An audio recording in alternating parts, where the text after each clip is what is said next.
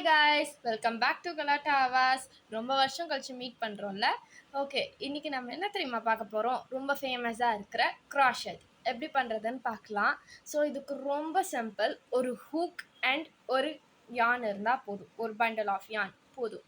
And சில பேசிக் stitches நம்ம தெரிஞ்சுக்கிட்டாலே போதும். இதை ஈஸியாக கற்றுக்கலாம்.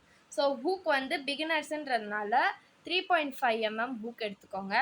அண்ட் பிகினராக இருந்தீங்கன்னா கன்ஃபார்மாக நீங்கள் டார்க் கலர்ஸ் எதுவுமே சூஸ் பண்ணக்கூடாது.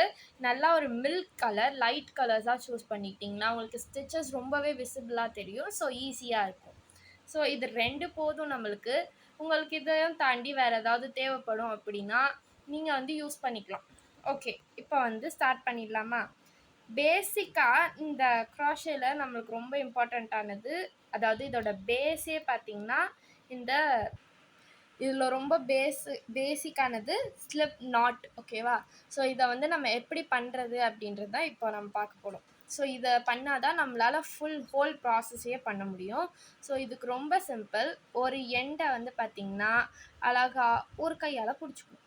இன்னொரு எண்ட், அதாவது ஒர்க்கிங் யான்னு சொல்லுவாங்க இதை, அதாவது ஃபுல் பண்டில் ஆஃப் யான் இருக்கிற இந்த ஸ்டாண்டை அழகாக இப்படி வச்சுட்டு இந்த மாதிரி 2 ஃபிங்கர்ஸ் யூஸ் பண்ணி இதை இப்படி கிராப் பண்ணணும். கிராப் பண்ணிவிட்டு ஜஸ்ட் ட்விஸ்ட் கொடுத்திங்கன்னா, டர்ன் கொடுத்திங்கன்னா இந்த மாதிரி இங்கே ஒரு எக்ஸ் ஃபார்ம் ஆகும். எக்ஸ் தெரியுதா? இந்த எக்ஸை நம்ம இந்த மாதிரி ஹோல்ட் பண்ணிடணும். அப்புறம் ஜஸ்ட் லூசன் இட் எடுத்துகிட்டு இந்த மாதிரி வேறு கைக்கு அப்படியே ட்ரான்ஸ்ஃபார்ம் பண்ணிவிட்டு அதாவது இந்த சின்ன யான் இருக்குது பார்த்தீங்களா, சின்னதாக இருக்குது. ஸோ அதை வந்து மேலே போட்டுக்கணும். ஸோ இது வந்து இப்படி தான் இருக்கும் பார்க்க. இதை அப்படியே டேர்ன் பண்ணிவிட்டு இன்னொரு கைக்கு மறுபடியும் மாற்றணும்.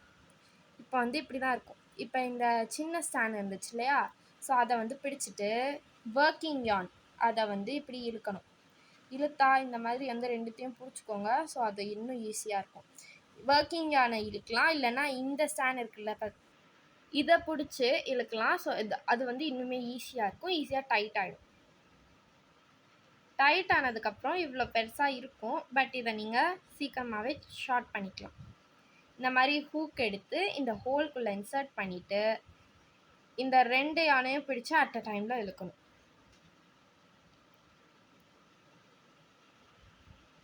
அவ்வளோதான். ஒரு ஸ்லிப் நாட். கதம், ஃபினிஷ்.